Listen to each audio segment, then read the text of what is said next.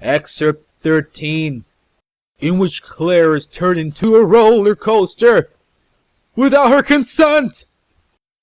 Thunderbark, can you make me a promise? I said, turning in his direction.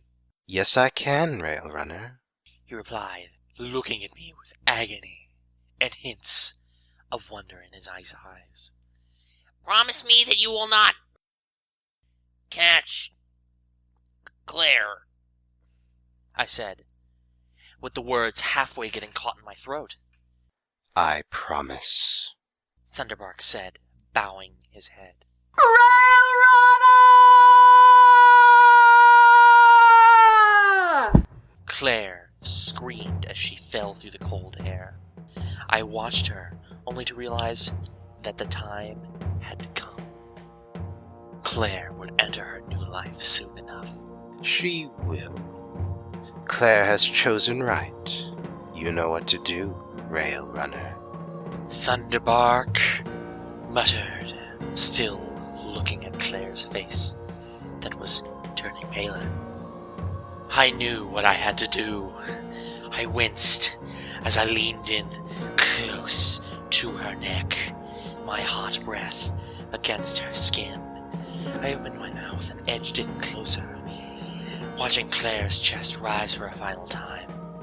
I pressed my tooth on her skin, its sharp point piercing through. I began to pump venom into her near-dead body. I kept it up for 10 long seconds, and finally could not stand it any longer.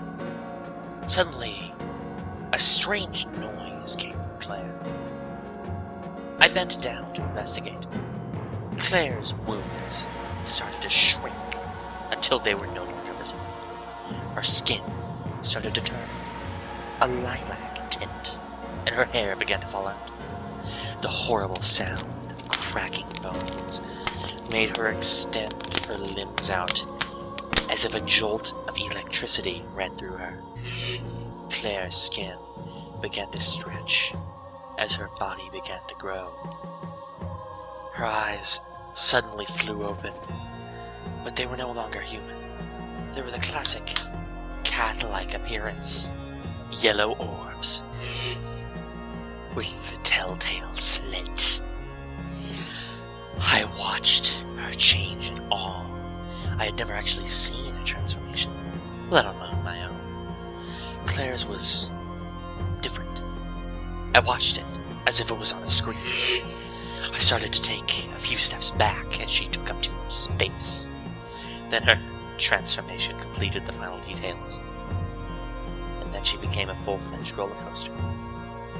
Just the way she wanted! Clare slowly stood up and howled. I felt myself move in closer. She still had her back turned to me, so I took further observation. Clare was a purple steel coaster, lilac as her base color, with dark purple lines that swirled, forming little figures and patterns all over her body.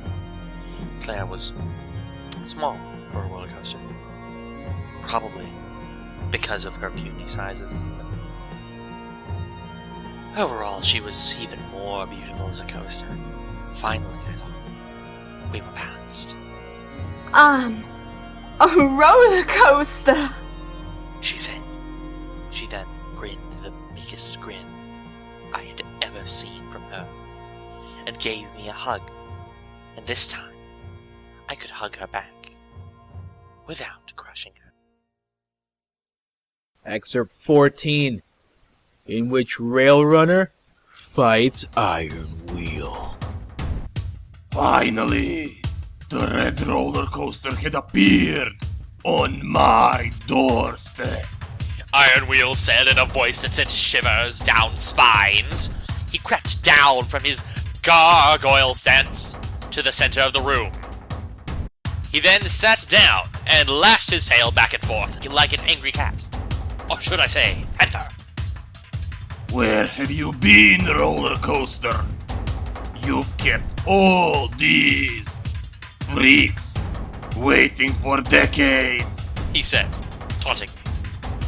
I narrowed my eyes in anger. My name is Railrunner, you asshole! I snarled.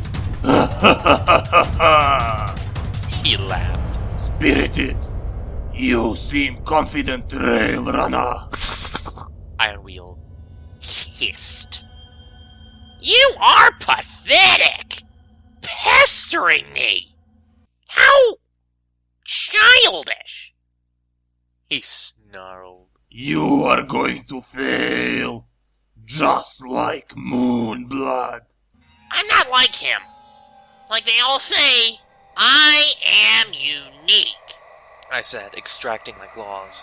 Put those things away, boy. You are wasting your time. I am not, I said, thinking what a stupid comeback that was.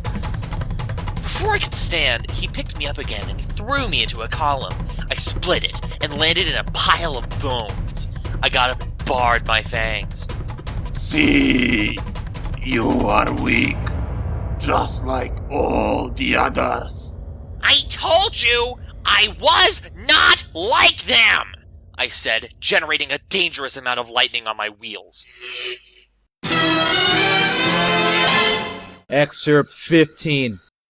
The triumphant return of Detective Black. Railrunner thrashed in the net.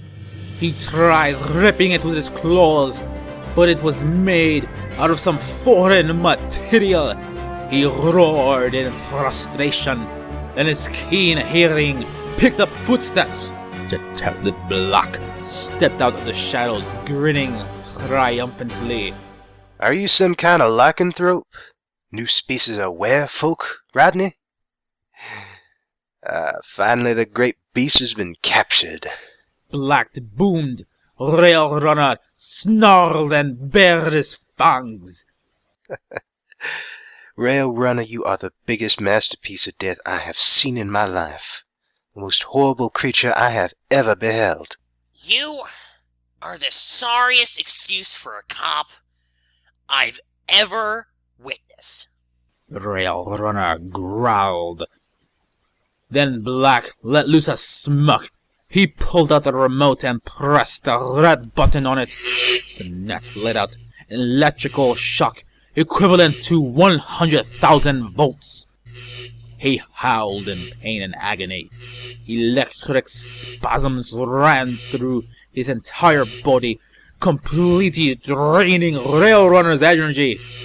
Black smiled to himself. He thought Railrunner was finally paying for his evil deeds. Then, the red coaster blacked out and fell to the forest floor. The malicious detective laughed and got on his phone. The red is down. Send a truck. He said, then hung up. The end. Oh no, wait. One more excerpt. Okay, give me a second for this one. You know, when I very first transformed into the creature that I am, I found out that I could smell fear. Ironwheel, you seem to have a great deal of it lingering from you, I said calmly. This is kind of like a student being punished by the principal. However, it is not principal with the PAL. It should be the one spelled P-R-I-N-C-P-L-E. So, it's where the student is being punished by the principal of justice! This fucking book, oh my god.